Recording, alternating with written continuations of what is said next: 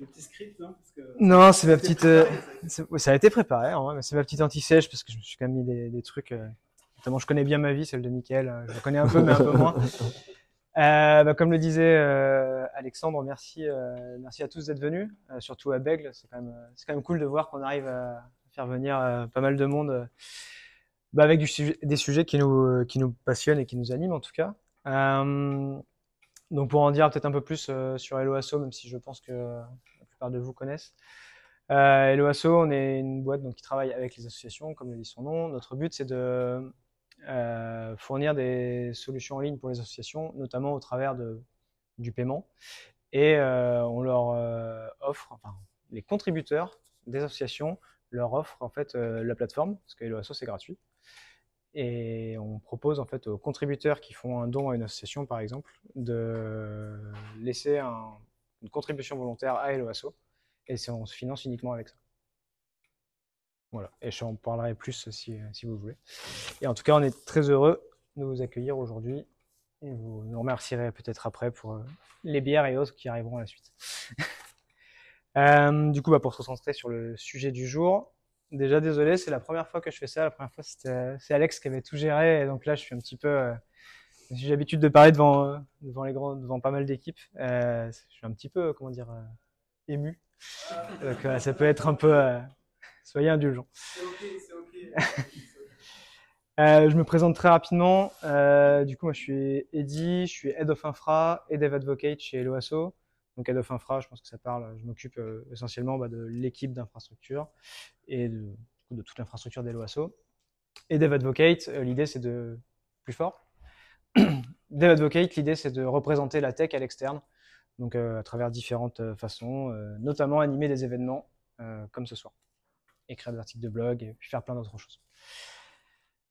À nous. Ouais, je vais commencer déjà par présenter un petit peu celle-ci aussi. Ouais, donc celle-ci, on est une solution, nous, principalement de CRM et facturation pour les petites et moyennes entreprises.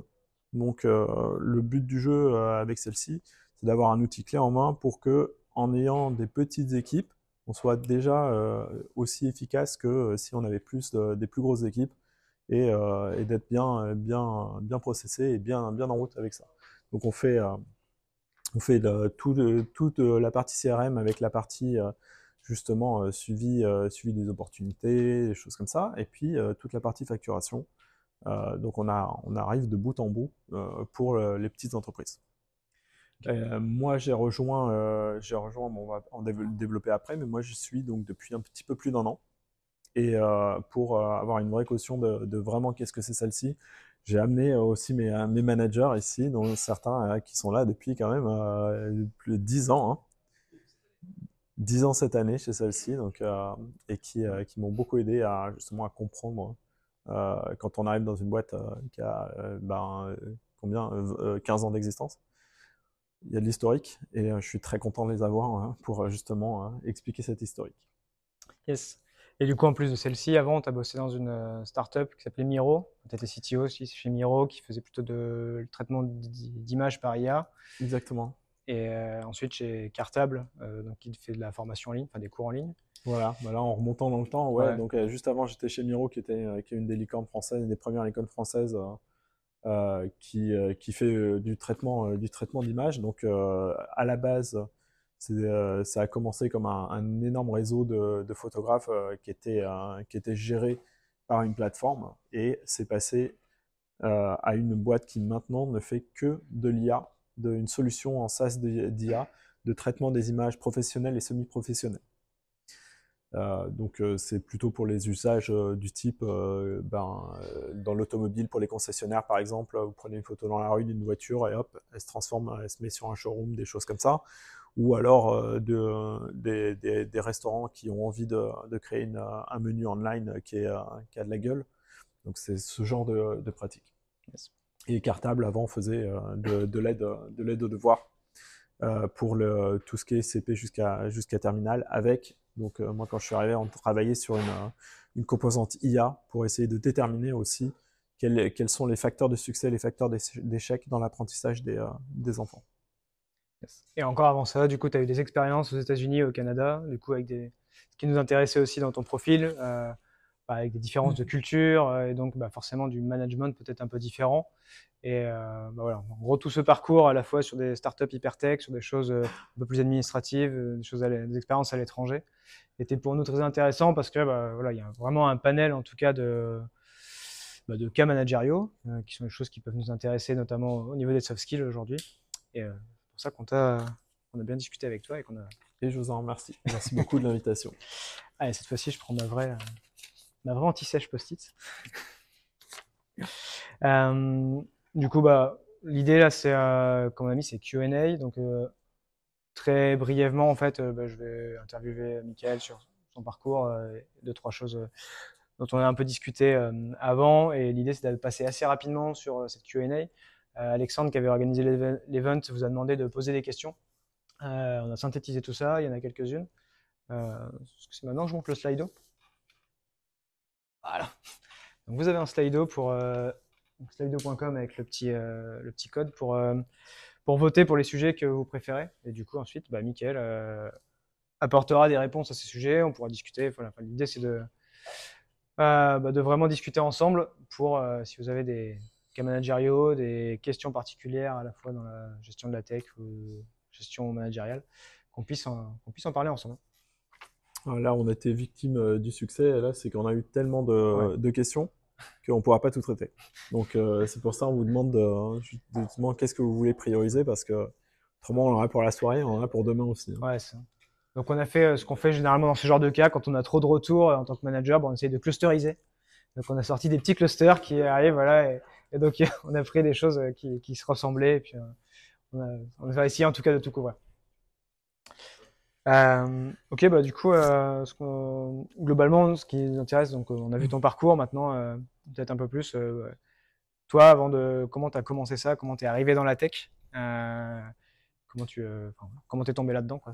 Ouais, c'est beaucoup de hasard en fait, parce que à la base, j'avais pas du tout prévu de travailler dans l'informatique. Moi, je voulais être ingénieur du son dans un studio. Et en fait, moi, quand j'étais au lycée, c'était les années 90, il n'y avait pas toutes les ressources sur Internet, tout ça. Ingénieur du son, pour moi, ça sonnait comme ingénieur, donc j'ai fait une école d'ingénieur. Et arrivé en troisième école troisième année, on m'a dit, ah mais non, ingénieur du son, c'est pas un ingénieur.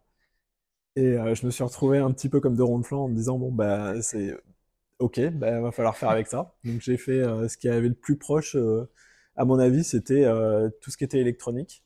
Et alors, autant j'ai cartonné sur la toute petite partie qui était très proche de ce que je voulais faire, autant le reste, je l'ai subi assez douloureusement.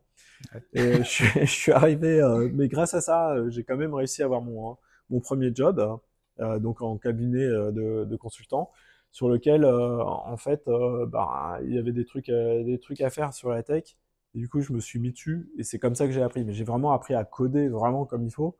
Avant, je codais en assembleur. Donc, autant dire, c'est pas du tout c'est un autre monde et ça n'a rien à voir. Et donc, là, j'ai commencé en Java à l'époque, et là, ok, bon, un super monde qui s'ouvre à moi. Développer vraiment. Ouais. Donc, j'ai commencé à faire ça, j'ai commencé à coder, j'ai codé pendant plusieurs années. Et après, très vite, en fait, avec deux personnes de ce cabinet, on a monté notre première startup. Donc ça, c'était en 2005. Ça a daté. Et très vite, on était trois profils super proches. Donc il y en a un qui était vraiment très ingénieur, et l'autre qui avait ingénieur, mais qui est passé plus sur le côté commercial. Donc le fond est très commun. Et on s'est aperçu qu'autant on avait une bonne entente sur plein de choses, autant en fait il y avait des trous béants sur tout le reste en fait. Donc dont la partie management. Où là c'était en fait ce qui s'est passé. C'est ce qu'on fait souvent et ce qu'on voit beaucoup dans la tech, c'est que dans le recrutement, on recrute des gens qui sont très très similaires à nous. Comme ça ne fait pas beaucoup d'efforts de management. Donc le vendredi soir, LAN party, tout le monde bien uni sur LoL. Et puis c'est comme ça qu'on manage. Ça, c'est drôle. Ça, c'est des remarques qu'on avait il y a quelques temps quand on parlait un peu de nos politiques de recrutement chez Helloasso. Et du coup, on a une culture assez forte de recrutement où on voulait des gens qui soient impliqués dans le secteur associatif et tout. Et la question, c'était en fait, du coup, vous recrutez que des clones, quoi. C'est vraiment ce truc-là. Et en fait, je me retrouve vachement dans ce que tu dis sur ces aspects-là. Et je pense qu'à la base, c'est pas forcément une mauvaise chose, parce que si tu connais rien en recrutement, vaut mieux que tu recrutes des gens sur lesquels tu as des critères, en fait. Tu peux comprendre. Si effectivement ils connaissent le monde associatif, bah, tu vas pouvoir parler un langage commun. Et je pense que ce langage commun, au début, c'est précieux en tant que manager. Ouais, carrément. Et du coup, donc là, tu montes ta startup et puis après, tu pars assez vite aux US. Ouais. Est-ce que tu veux nous raconter un peu comment ça se passait là-bas? Et, nous, ce qui nous intéressait, en tout cas, c'était le côté, il y a une différence de culture. Ouais. C'était des anecdotes ou en tout cas des choses qui font que, ouais, les US, c'est vraiment différent, tu vois. Ouais. Moi, je suis parti sur un spin-off de ma boîte. Donc, je me suis dit, allez, banco, de toute façon, on va créer un truc, il faut aller à San Francisco.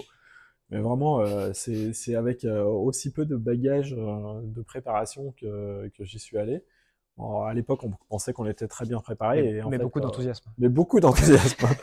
Beaucoup d'enthousiasme, mais on n'était pas du tout préparé. Surtout que c'est pareil, tout ce qui se passe maintenant, là, la façon dont fonctionnent les startups, maintenant, c'est devenu quelque chose d'assez commun. Nous, ça ressemblait plus à des ESN qu'autre chose, quoi. Ça s'appelait SS2I, la plupart des choses qu'on faisait. Donc, la culture produit n'existait pas. Il n'y avait pas ces rôles de product. Il y avait plein de choses qui n'existaient pas. Donc, en fait, arriver là-bas et essayer de rentrer en compétition avec les locaux qui, eux, avaient 10 ans d'avance, bon, a explosé en vol au bout de 2 ans. Donc, j'ai rejoint une boîte américaine et qui, c'est pareil, choc de culture, c'est aussi dans la culture de l'organisation. Et que les États-Unis, c'est très grand. Ça a 5 fuseaux horaires, de Hawaï jusqu'à New York. Donc, en fait, en pratique, quand vous n'êtes pas localisé, vous travaillez avec une équipe qui est complètement éclatée sur 5 fuseaux horaires. Donc, il faut arriver à trouver comment organiser tout ça. Donc là, c'était le premier choc. À l'époque, le TT n'existait pas. Enfin, en France, on n'avait jamais vu ça. On travaillait en bureau et tout ça. On en parlait juste avant, en plus, de dire le TT, ça peut être un peu compliqué encore aujourd'hui pour créer du lien. Alors, Ouais, mais c'est très tu récent. rajoutes 5 fuseaux horaires, c'est très récent. Le Ouais. travail en entreprise, déjà, c'est assez récent de travailler en mode assis derrière son bureau. C'est hyper récent, c'est les années 50 et à tout péter. Alors le TT, on n'a même pas de recul là-dessus, on a moins de 10 ans. Et ben là-bas, j'arrive et puis tout le monde fait ses réunions au téléphone. Et la plupart des gens avec qui j'ai travaillé dans cette boîte-là, je dirais un bon tiers de mon équipe, je ne l'ai jamais vu. Je ne sais pas à quoi ils ressemblent. Ils n'avaient pas leur photo sur LinkedIn ou quoi que ce soit. Je ne sais pas à quoi ils ressemblent. Il n'y avait pas LinkedIn. C'était le début de LinkedIn. Oui, ça existait. Ouais, Bon, c'était pas aussi développé et tout ça. Donc, dur. La première semaine où j'ai pris un poste du coup de VP, donc je suis arrivé en tant que développeur. Je voyais qu'il n'y avait rien qui marchait. J'ai été voir le CEO, je lui ai dit, il n'y a rien qui marche, il faudrait faire comme ci, comme ça. Il m'a dit, bah tiens, allez, bah, vas-y, et c'est toi, maintenant tu es VP et tu te démerdes. C'était vraiment comme ça. Je suis arrivé le 1er juin et fin juin, c'était ce qu'il m'a dit. Donc je trouvais ça incroyable parce que en France, j'aurais jamais vécu un truc comme ça. Plus dur d'avoir cette promotion. Ouais. C'est plus dur, ouais, de passer voilà, je suis arrivé junior en fait dans la boîte. Et dev développeur junior en plus, ouais, et dev junior. Okay. Et je suis passé VP et comme ça. Mais en fait, c'est pas sur mes incroyables qualités ou quoi que ce soit, vraiment pas. C'est que j'ai été le voir et j'ai dit, j'avais un plan, quoi. J'avais un plan, je lui ai dit, il faudrait mieux faire comme ça et tout comme ça. Et il a dit, allez, let's go. Je pense qu'il a pris une très mauvaise décision à l'époque. C'était très hâtif et à sa place, j'aurais jamais fait ça. Mais du coup, je me suis retrouvé à gérer tout les problèmes en fait qu'il y avait. Donc, on avait dans l'équipe technique, il y avait en gros 3 sous-groupes qui ne se parlaient pas entre eux et aucun voulait parler au CEO. Donc, ça a été un point en fait de dysfonctionnement qui était déjà assez inédit. Et on est arrivé aussi, moi je suis arrivé avec des nationalités différentes qui ont des façons de faire différentes et puis des accents auxquels je n'étais pas habitué, quoi. Là, c'est pas avec les cours d'anglais qu'on avait eu au lycée que j'ai pu m'habituer à une telle richesse en fait de prononciation des accents et comme ça. Et vraiment la première réunion que j'ai fait où c'était une réunion de Comex, je dis, ils vont me virer dans une semaine, c'est pas possible, je ne comprends rien de ce qui se dit. Après, en pratique, au bout d'une semaine, on est très habitué et ça va très très vite. Mais au début, c'est vraiment compliqué. Et là, en plus, moi, dans mon cas spécifique, c'était une boîte qui avait été faite à la base par quelqu'un qui venait du milieu de l'agriculture et qui a transféré dans le paiement pour le parking. Donc, le choc était assez aussi profond dans les ressources. En plus, c'était une communauté mormone à la base qui a fait ça. Donc, en gros, au début, bah, ça a été quand même le réseau, c'était que les mêmes. Donc, il y avait dans les sous-groupes, il y avait un réseau qui était plutôt voilà, de l'origine de la boîte. Et puis après, il y avait des gens qui étaient plutôt capables. Et puis après, il y avait les gens qui étaient un petit peu fantasques.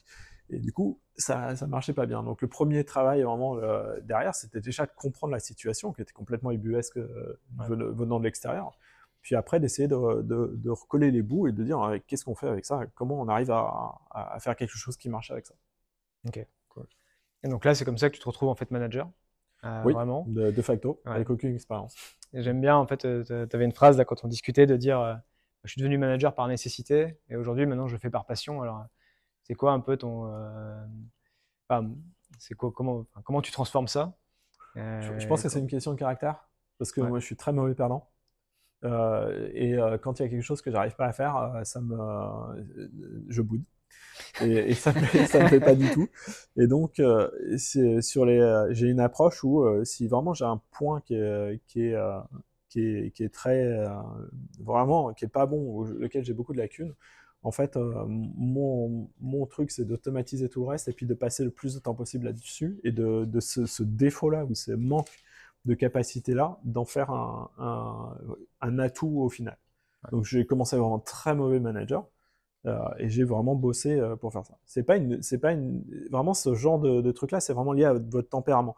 Je conseille ça à personne si par habitude vous faites pas ça, parce que ça peut être vraiment très, ça peut vous ronger quoi, ce genre de truc-là, Ouais. parce que vous voyez que vous pouvez ne voir que comment dire, les contraintes de ce Mauvais truc-là. côté, ouais, puis enfin, il y a beaucoup de frustration. Enfin, moi, Beaucoup de frustration. j'ai fait un peu le même parcours. Quand je suis arrivé chez Loasso, j'étais dev et puis je suis passé manager aussi. Parce qu'en fait, par nécessité aussi, parce que l'équipe a grossi. Ouais. Et moi, la frustration, tu vois, c'était vraiment sur l'aspect à la fin de ma journée, quand je rentrais chez moi, je disais à ma chérie, qu'est-ce que tu as fait? Je disais, bah rien. Parce que moi, ma productivité, c'était d'écrire des lignes Ouais, de code, complètement, ouais. de livrer des trucs en prod. Et Complètement. ça, c'est hyper dur, en fait. En fait, de réinstaller en fait tes critères, Ouais. de qu'est-ce qui a marché, qu'est-ce qui a pas bien marché, ça peut être extrêmement frustrant si on veut pas le prendre comme ça, quoi. Ouais. Donc, Et du coup, bah, forcément, tu commences, tu commences à manager, donc tu apprends plein de choses. Aujourd'hui, si tu dois, après 10 ans, maintenant, 15 ans, ouais, ça fait bien 15 ans ouais. maintenant là. C'est quoi ton style de management? Comment tu opères ça? Peut-être un peu très rapidement, parce que je pense qu'on en reparle après, mais comment tu as monté en co et j'allais dire, c'est quoi tes inspirations, tes ouvrages? Mais je Ouais. crois qu'on a dédié une slide après à ça. Donc, Alors, bon, il y a vraiment une c'est différence quoi ton style de management? entre ce que je veux faire en termes de management et ce que je suis capable d'apporter. Donc là, il y a quand même, et ça, j'en suis conscient. C'est pour ça que je les ai pris pour faire le check derrière. C'est que ce que je veux atteindre, je suis peut-être pas capable à l'instant T de le mettre en place là-dedans. Donc mon style de management, le style de management auquel j'aspire, moi, c'est celui où on vient apporter de l'aide, on vient apporter du soutien. Et surtout, on essaye de rendre les systèmes d'équipes, les équipes, les groupes complètement indépendants et complètement moteurs de leur propre destinée au sein de l'entreprise. C'est comme ça que j'ai vu les choses marcher le plus efficacement et c'est ce qui me fait vraiment envie. Mais passer à ce truc-là, en fait, ça amène pas mal de complexité. On n'y passe pas s'il y a un existant. Moi, j'arrive dans une entreprise qui a beaucoup de richesse d'historique, quoi. Donc, on peut pas venir comme ça et dire, bon, ben voilà, à partir de maintenant, en fait, vous allez marcher comme des turbines, et moi, vous dites-moi ce que je dois faire, et puis, je suis là pour vous aider, quoi. je suis là pour vous aider. Ça ne marchera jamais. Il y a tout un tas de choses à faire entre les deux. Donc, c'est pour ça que je dis, c'est ce que j'aspire à faire, hein. Et dans les faits, j'essaye de vraiment de m'impliquer au niveau au niveau des managers. Donc, par exemple, nous, avec Cédric et Nicolas qui sont ici aujourd'hui, on a un rendez-vous de travail toutes les semaines, depuis que je suis arrivé, à peu près, toutes les semaines pour travailler le rôle du manager. Donc, commencer d'abord enfin, c'est un plan à long terme. On ne peut pas arriver comme ça et dire, OK, mon style de management, c'est servant leadership, qui est le terme un petit peu pour dire on arrive et on aide. En fait, il faut que les gens ils soient prêts à l'accueillir, ce truc-là. Parce que si vous êtes tout seul, en fait, vous allez être servant leadership de vous-même et puis c'est à peu près tout. Ouais, Donc, puis ça peut avoir un peu le contre-effet, justement, venir aider des gens alors qu'ils n'en ont pas Ouais. besoin, ça peut être assez mal perçu. Exactement. Donc, si je réponds juste en une Vas-y, phrase, vas-y. qu'est-ce que c'est du coup mon style de management maintenant? C'est d'essayer de descendre les décisions le plus bas possible. C'est déjà les premiers trucs. Et deuxièmement, essayer de donner une structure organisationnelle à l'ensemble. Donc là, par exemple, les travaux sur lesquels on a commencé, on a embrayé sur des choses vraiment très lambda, mais on a travaillé les fiches de poste des gens. Moi, c'est un petit plaisir quand j'arrive dans une boîte, c'est regarder sur quoi les gens ont été embauchés, surtout ceux qui sont là depuis longtemps, et de regarder qu'est-ce qu'ils font et qu'est-ce qui a marqué dans la fiche de poste. Souvent, on a des bonnes blagues. Ouais. Donc, fiche de poste. Après, on a travaillé sur un career pass, on a une skill matrix. Maintenant, on essaie de travailler sur la culture. Donc, c'est petit à petit, donc trouver l'organisation, organiser pour mettre en route ce truc-là. Mais le jour où on lancera justement au style de management que j'aimerais apporter, c'est déjà que toutes ces étapes-là, elles étaient, un, comprises, et deux, acceptées. Parce que même en tant que manager, on ne peut pas faire n'importe quoi. Si on arrive dans une culture qui est différente et que c'est pas comme ça que ça marche, vous allez devoir vous adapter à cette culture-là. Ça va complètement changer votre façon d'amener les choses. Et sur les deux dernières boîtes, donc Miro et puis maintenant celle-ci, j'amène les mêmes choses, la réception est complètement différente. Pas en pire ou en mieux, complètement différente. Donc je sais déjà que je ne pourrais pas faire les mêmes choses, il faut prendre des autres angles. Ouais, pas de la même façon en tout cas. Pas de la même façon. Ok. Du coup, tu nous parlais de pire et mieux sur tes expériences. C'est quoi ta pire expérience? C'est quoi ta meilleure expérience? Je suis assez enthousiaste et j'amène pas mal de choses, j'amène pas mal d'énergie et des fois, en fait, là, la pire expérience, c'était qu'au bout d'un moment, j'étais cramé et j'ai fait vraiment un burn-out. Donc, burn-out, maintenant, c'est quelque chose qui est... On t'entend pas là? Plus fort. Ouais. Si, on t'entend, mais Le burn-out, c'est quelque chose dont on parle beaucoup maintenant et puis j'ai l'impression, en fait, que quand les gens parlent de burn-out, ils parlent de grosse fatigue. Moi, un jour où je suis arrivé dans mon lit et puis mon corps répondait plus. Voilà, je me suis levé, et puis le corps répond pas, et puis je l'ai très bien situé, je sais ce qui se passe. Je l'avais jamais connu avant, mais quand ça vous tombe dessus, c'est quand même assez massif. Et vous mettez plusieurs mois à vous en remettre. Hein. C'est quelque chose qui est assez dur. Donc c'est quelque chose, il faut apprendre à se connaître, mais quand on parle de burn-out, en fait, il faut faire très attention parce que c'est quelque chose qui a des grosses séquelles derrière, et puis qui peut, pour votre carrière, ça peut être très dur pour la suite. Donc ça, c'était vraiment la pire expérience. Ouais, effectivement, tu as raison sur ces aspects, la partie un peu RH de LOASO ou CSO, on parlerait mieux, mais l'aspect de burn-out, donc nous, on se fait suivre aussi par une boîte dont j'ai plus le nom, sur laquelle on a des formations assez régulières. Et en fait, ouais, tu as plein de niveaux en fait, avant d'aller vraiment au vrai burn-out où, comme tu dis, tu exploses. Ouais. Et moi, je l'ai appris en fait, je l'ai appris cette année. C'est pour ça qu'on en entend de plus en plus parler, parce qu'en fait, tu as effectivement plusieurs stades où il faut apprendre à s'écouter, apprendre à se connaître. Exactement. Pour avant d'arriver à ce point-là où en fait, tu vas rester 6 mois au lit, ou en tout cas 6 mois avant de pouvoir repasser la porte d'un bureau et de revoir du monde. Quoi. Donc, exactement. Et du coup, meilleure expérience, on a un peu plombé le. Ouais. C'est bien, c'est dans ce sens-là, c'est mieux. Ouais, la meilleure expérience que j'ai eue, et là, c'est vraiment en lien avec ce truc-là, c'est que j'ai quelqu'un qui m'a suivi en fait sur 4 de mes boîtes parce que cette personne-là aimait l'expérience manager que j'apportais. Et donc, elle était avec moi aux États-Unis, c'était un Français, mais aux États-Unis et dans 2 boîtes, et en France dans 2 boîtes, si je dis pas de bêtises. Ouais. Donc, et ça, pour moi, c'est la meilleure expérience. En tant que manager, de se dire que quand on se voit soi, on se voit soi avec ses défauts, et à quel point, quand il y a 2 ans, ok, oh là là, qu'est-ce que je faisais de la merde il y a 2 ans, de se dire, malgré ça, en fait, il y a eu quand même une évolution vers le positif et qu'il y a des gens que tu as réussi à convaincre, pas une fois, pas deux fois, mais 4 fois. Pour moi, c'était une validation de, ok, malgré tout ce qui est vraiment calamiteux, il y a quand même une chose que je fais quand même pas trop mal, quoi. Ouais.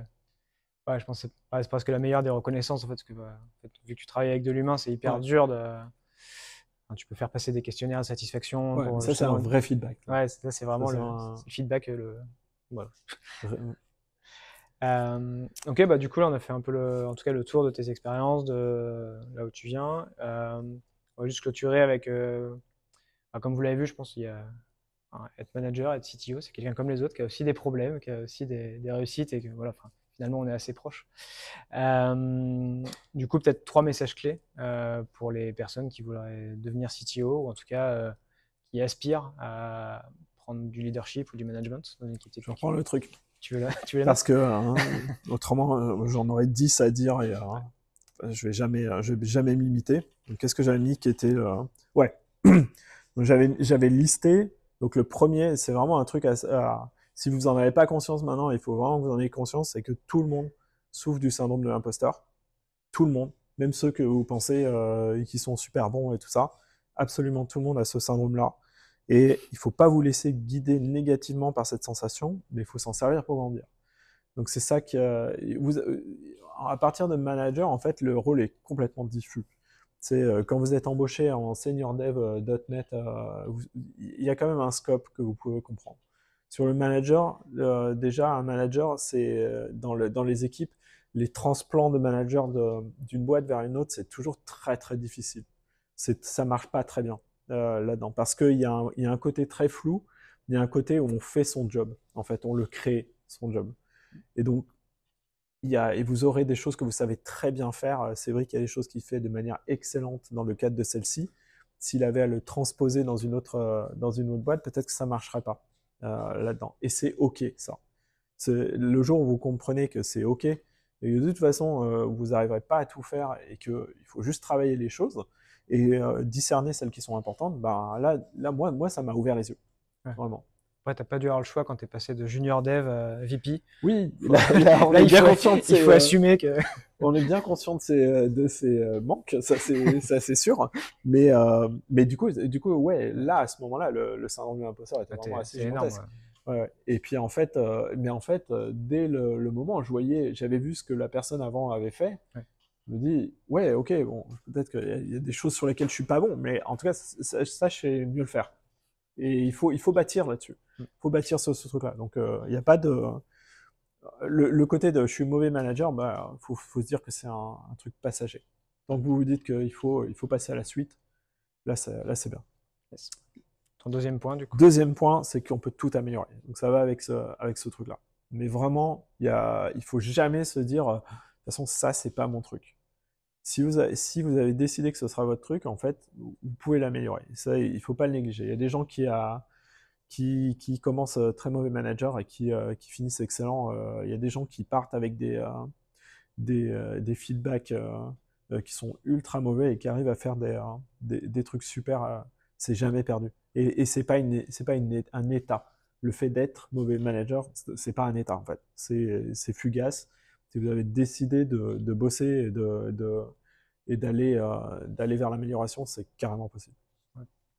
Oui, parce qu'on le prend aussi. Il y a quand même ce côté un peu parfois de manager, c'est inné, quoi. C'est quelqu'un qui sait parler avec les gens, qui. Ouais, sauf qu'il n'y a pas. Ouais. Et en fait, non, quand on rentre un peu là-dedans, on se rend compte que déjà les boîtes peuvent nous accompagner. Il y a des formations, il y a énormément de choses, rencontrer des gens, apprendre. Et clairement, ouais. Si on veut remettre les choses en question, c'est faisable. Exactement. Et dernier truc que j'ai mis, et je pense qu'il est important, c'est si vous ne trouvez pas de fun dans vos tâches, ou vous arrêtez d'être manager, parce que vraiment vous vous forcez sur un truc qui est vraiment pas votre truc, ou alors vous n'avez pas mis la balance là où il faut. Mais en gros, si vous regardez votre semaine et qu'il n'y a rien qui vous plaît, là-dedans, il va falloir travailler à ce que ce soit fun. Et parce que c'est un métier qui est dur, management, notamment le flou et puis la gestion il faut être flexible très souvent, il faut gérer beaucoup d'incertitudes. S'il n'y a pas un truc qui vous plaît là-dedans, qui vraiment vous fait kiffer, ça va être très dur. Hein. C'est pas le reste qui va rattraper. Ok, bah merci. Du coup, bah, je vous propose de passer à la partie Q&A. Donc, j'espère que vous avez voté pour faire monter les sujets que vous préférez. Qu'il n'y a pas de blague en top 1. Ça capte pas? Ouais. Non, c'est pas vrai. Sérieux? C'est pas possible. Je l'ai. Attends, j'ai fait Faut tout à l'heure. le décaler. Ah non. Ah, trop bien. Ah, c'est pas top ça. Ça va. Ok, vous l'avez fait exprès là. Alors, je sais pas si j'ai le détail des choses. De quoi? Ouais, je les ai imprimés. Ça commence là, l'université. Ouais. Ah, Ok. ça bouge. Alors. Tac, tac, tac. C'est bon, tout le monde a voté? Ouais, ça y est. Donc en gros, on a fait les clusters et derrière, il y a plusieurs questions. Ce que je te propose, c'est je pose les questions qu'on a notées comme Ouais. principales. On essaye d'y répondre. Le but, c'est que ce soit interactif. Hein, si vous avez besoin de couper, je sais pas, je pense qu'on peut se dire que Ouais, complètement. c'est ouvert. Là, faut vraiment y aller. Sinon, c'est le but un peu de la soirée. C'est vraiment que vous partez avec la matière que vous êtes venu chercher. Surtout, c'est quelque chose qu'on a vu avec Eddie et Alexandre quand on a vu les questions. Il n'y a pas de réponse en fait. Ouais. Il n'y a pas de bonne réponse. Donc, ce qui est hyper intéressant, c'est justement votre expérience. Donc, la mienne, elle sera juste une parole, mais en fait, là, je pense que justement, la richesse des expériences là-dessus, elle est très importante. Yes. Je trouve que pas mal de gens qui ont posé des questions sont peut-être dans la salle aussi. Ouais, aussi. Ouais. Du coup, je prends les premières. Ce que je dis, les gens qui ont posé la question. Je peux tenter. Allez. Première question. Donc, quelles sont les premières questions que tu te poses quand tu arrives dans une nouvelle boîte et que tu démarres ton onboarding? Donc ça, c'était Vincent qui était Head of Product de Mano Mano. Non. Comment influencer sans pouvoir? Florian qui était staff chez Back Market. Et quelles ressources, livres, vidéos, podcasts tu recommandes pour mettre le pied à l'étrier en tant que CTO? Est-ce que dans la salle, on a des managers, justement, qui ont fait un move, qui sont passés de manager à manager d'une boîte vers une autre? Oui, chez nous, on a Nico. Donc, N'ayez pas peur. c'est pas surprenant, en fait. C'est que les managers sont souvent issus des rangs. Et ça rejoint ce que je vous ai dit, que le transfuge de manager, c'est très dur. Donc, bravo à vous déjà, parce que si vous êtes encore dans votre poste et que vous l'avez réussi, ce transfuge, c'est vraiment pas donné. Et je pense que ce serait bien aussi qu'on échange là-dessus, parce que les premiers pas de CTO, les premiers pas de manager, même middle management, en fait, c'est assez similaire dans la complexité, en fait. Est-ce que, Nicolas, tu veux nous dire un petit peu de ce qui t'a semblé facile et difficile Dans la transition et dans la management. en arrivant? Donc là, la question, c'était quelles sont les premières choses que... Ouais, quelles sont les premières questions que tu te poses quand tu arrives dans une nouvelle boîte et que tu démarres ton onboarding? En gros, comment tu prends ton poste, quoi? C'est comme ça que C'est la première chose que j'ai fait arriver chez City, c'est faire un one-to-one avec tous les postes qui avaient une relation avec les potentielles équipes que j'allais avoir. D'ailleurs, on n'avait pas défini à l'arrivée parmi les squads comment est-ce qu'on allait se séparer avec Cédric. La première chose que j'ai fait, c'est aller rencontrer tous ceux qui ont des interactions avec l'équipe et rencontrer tous les humains. Et me demander donc, comment est-ce que ces gens interagissent entre eux, comment est-ce qu'ils se sentent dans ce qu'ils font aujourd'hui. Je trouve presque là une première question à se poser. Ouais. Je suis assez d'accord là-dessus. C'est ce qu'on voit en fait dans un organigramme, on voit souvent justement des titres de poste. Et en fait, qui va pouvoir être déterminant dans les projets que vous allez mettre en place ou dans les interactions que vous allez avoir avec les gens, en fait, c'est pas inscrit dans l'organigramme. Donc, allez faire cet effort d'aller voir le plus de gens possible, c'est très important. Et même avant d'arriver, hein. Avant d'arriver. Moi, je vous le conseille vraiment. C'est par exemple là, chez celle-ci, moi, quand a été fini donc les rounds, bon, un CTO, hein, ça prend entre 6 et 9 mois de processus de recrutement. Quand on avait tout fini, moi, j'en ai demandé d'autres avec des gens que j'avais situés en étant des parties importantes de ma réussite chez celle-ci. Donc j'ai demandé d'entretien et ça m'a permis aussi de mieux situer le type d'entreprise. On en parlera après. Il y a aussi, moi j'utilise un framework pour rentrer dans les entreprises qui est basé sur des retours d'expérience, hein, comme beaucoup de choses. Je m'en sers. Ça me permet aussi de ne pas oublier, ça c'est un truc qui est vraiment typique, c'est que vous avez fait une fois, deux fois, en fait, vous vous dites ça a marché, ça a marché. Et des fois, en fait, on oublie de faire la chose pourquoi ça a marché. Parce qu'en fait, c'est tellement évident que dit, bah oui, non, mais c'est bon, ça va marcher, tout ça. Et on a oublié de faire cette première étape. Et cette première étape, ça peut être, on a oublié de rassembler toute la team au début pour leur expliquer qu'est-ce qu'on allait vouloir faire. On a oublié de faire du lien avec la personne relais qui était hyper importante pour mettre en place le projet. Donc, il ne faut pas oublier ces choses-là. Et donc, c'est toujours bien, quand on prend un poste, d'avoir un peu un framework, même si c'est vous qui le faites, de quelque chose sur lequel, une checklist de choses, dire, OK, Ouais, bon, il ne faut pas que j'oublie de faire ci, il ne faut pas que j'oublie de faire ça. t'as tout d'arriver, quoi. Ouais. En fait, c'est, je sais pas comment on dit en français, mais c'est overwhelming en anglais. Je sais pas comment on dirait ça en français. Ouais, ou c'est un peu suffocant quand on arrive dans une boîte et qu'on arrive sur un poste à responsabilité, manager, head of VP, CTO, hein, c'est un poste à responsabilité. On est responsable de pas mal de gens, d'une squad de 6 ou alors d'une équipe, là nous on est à peu près 50 dans la tech et je suis monté chez Miron, on était 110. C'est suffocant, il se dire, ouais, faut pas louper quoi. Donc si on arrive avec rien, en fait, on va souvent être dans l'humeur du moment et puis on peut très bien se laisser porter par les trucs et oublier complètement le fondement de ce qui fait que vous allez faire le succès de votre poste. Est-ce que toi, tu aurais d'autres choses à rajouter par rapport à ça ou... Non, je sais avec ça. Moi, je l'ai fait il y a moins d'un an, ce changement-là. D'accord. Et c'est pareil, c'est même avant, effectivement, on rencontrait des gens. Les gens, c'est les équipes. Mais c'est aussi ton réseau d'influence à côté. Exactement. C'est qu'est-ce qui va t'aider à réussir ton plan manager. Il y a une position qui est très en lien avec les équipes que tu manages et le reste. Ouais. C'est pas des contacts directs. C'est très important d'avoir ces deux facettes de côté-là. Tout à fait. Le latéral, surtout travailler en latéral en manager, c'est quelque chose qui est souvent sous-estimé parce qu'on a l'impression qu'on va toujours te demander d'être complètement responsable de ton équipe et puis d'être complètement focus sur ton équipe. Mais en fait, le latéral, il est hyper important aussi. Et en manager, à partir du rôle de manager, le latéral, en fait, il faut le créer parce que justement, le réseau n'est pas forcément là. Donc, le réseau des managers, il n'est pas forcément existant. Vous l'avez mis en place de vous-même. Et ça, c'est très bien.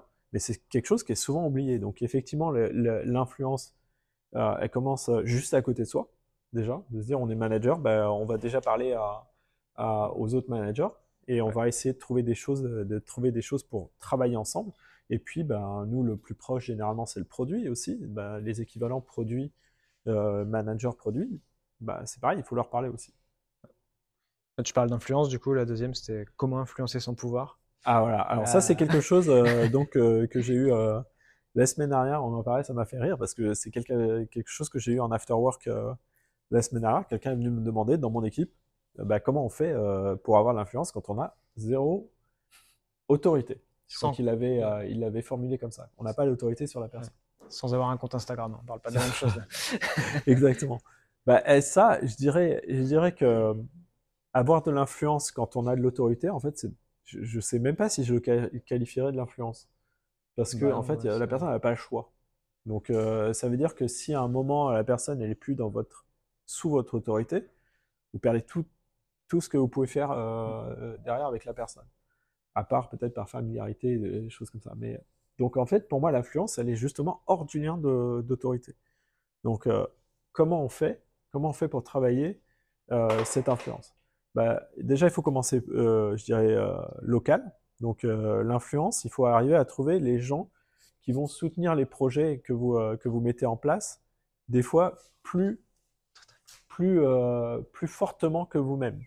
Si vous arrivez à trouver des zones où vous avez situé quelqu'un que ça va vachement intéresser et qui sera hyper content de travailler là-dessus, bah, là, c'est une piste d'influence. C'est, OK, vous allez commencer à initier cette personne au projet que vous voulez mettre en place, et puis, eh ben, lui demander son avis, l'inclure, être aussi ouvert à ce que votre idée elle soit un peu changée, elle soit modifiée, mais lui faire comprendre de la manière la plus honnête possible que cette personne-là a un poids sur ce sujet-là, sur ce projet-là. Et si c'est carrément en dehors de, par exemple, si c'est quand vous êtes la tech avec le produit, bah, il faut arriver à trouver quels sont les objectifs communs. Donc, il y a des choses qui sont importantes pour vous. La personne en face, qu'est-ce qui est important pour elle? Est-ce que ça va être la même chose que vous? Ou est-ce que vous voyez quelque chose sur lequel vous allez pouvoir trouver un terrain commun? Donc, c'est comme ça qu'on arrive à commencer à trouver de l'influence. C'est en trouvant ces liens communs et en trouvant ces positionnements d'alliés sur les sujets. Donc, potentiellement aussi, ça veut dire que vous devez aussi vous mettre en allié d'autres projets. C'est comme ça qu'on travaille, enfin, non, c'est comme ça que je rectifie, que je travaille, moi, sur mon influence, c'est justement essayer d'accorder les violons sur OK, toi tu veux ça, moi je veux ça, comment on fait pour travailler là-dessus? Et autrement, ben ça, moi ça m'intéresse, je vois que ça t'intéresse, est-ce que tu as envie de le porter?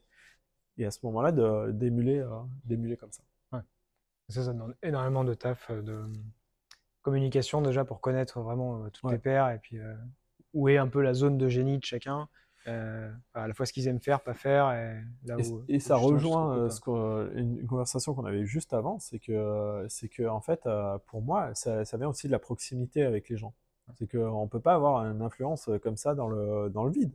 Il faut que la personne, on la côtoie, il faut qu'on lui parle, il faut qu'on explore un terrain de jeu avec cette personne-là. Donc on a parlé dans le cadre, par exemple, du télétravail. Moi, en tant que manager, sur ce côté-là, j'en souffre, avec des gros guillemets. C'est que mon influence, en fait, elle est fortement limitée aussi aux gens que je côtoie, presque physiquement et par proximité. Les gens, ils vont mieux me connaître et moi, je vais mieux les connaître. Donc, ça veut dire qu'on va plus facilement trouver les zones communes entre nous et qu'on va pouvoir travailler plus facilement entre nous. Et le télétravail, pour moi, c'est plus dur comme ça, parce que moi, j'aime bien le contact. Yes. Et du coup, la dernière sur les ressources, alors on le met peut-être à la fin, parce que je sais que tu as fait une slide avec les différents bouquins, où tu veux... Mais j'aurais bien aimé avoir du feedback sur cette partie-là, là, sur l'influence, parce que j'aimerais bien savoir ce que les gens... est-ce que c'est un problème pour vous, et sur quoi vous butez, en fait, sur ce problème d'influence? Est-ce qu'il y en a qui le subissent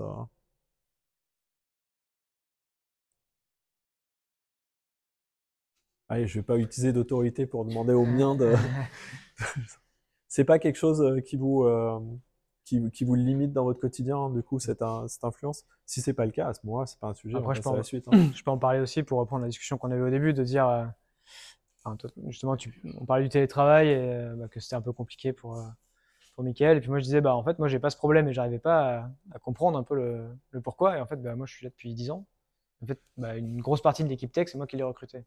Donc en fait, un peu naturellement, déjà, je suis identifié, très clairement. Je pense que tout le monde sait qui je suis et l'historique que j'ai, ce que j'ai pu faire. Et en fait, comme tu dis, en fait, il y a du contact ou peut-être de l'aura, je sais pas comment on peut appeler ça, mais qui fait que tu peux te retrouver influencé en fait de façon assez naturelle et à l'inverse, ça peut être parfois c'est hyper frustrant pour moi. C'est un truc où j'ai énormément de mal en fait quand je dis quelque chose, parce que ce soit pas fait ou dit comme ça c'est bizarre, mais non même pas. C'est alors il y a les deux côtés effectivement. Il y a le côté c'est pas challenger, alors que je peux raconter vraiment c'est une connerie que je sors en réunion et puis en fait c'est fait direct. Là, tu fais ça va pas. Ouais. Et t'as l'inverse qui est là je suis sûr de moi en fait c'est comme ça qu'il faut le faire. Mais du coup, en fait, là, c'est de l'autre. Enfin, t'as pas envie d'influencer, tu fais de l'autorité, quoi. Et en fait, c'est pas ce que je veux faire. En fait, c'est plus de dire, avec toute mon expérience, avec tout ce que je sais, et dans le contexte, parce que je le connais, je pense que c'est la meilleure solution. Et du coup, ça marche pas du tout. En fait, c'est un peu le côté de l'anti-influence, tu vois, de se dire, je suis persuadé. En fait, tu laisses. Et en fait, tu vas travailler un peu, comment dire, à l'inverse de tout ce que tu as voulu faire. Dire, je vous fais confiance. On a mis en place plein de choses. Je vous laisse gérer sur certains endroits, mais là, pour le coup, je suis vraiment sûr de moi.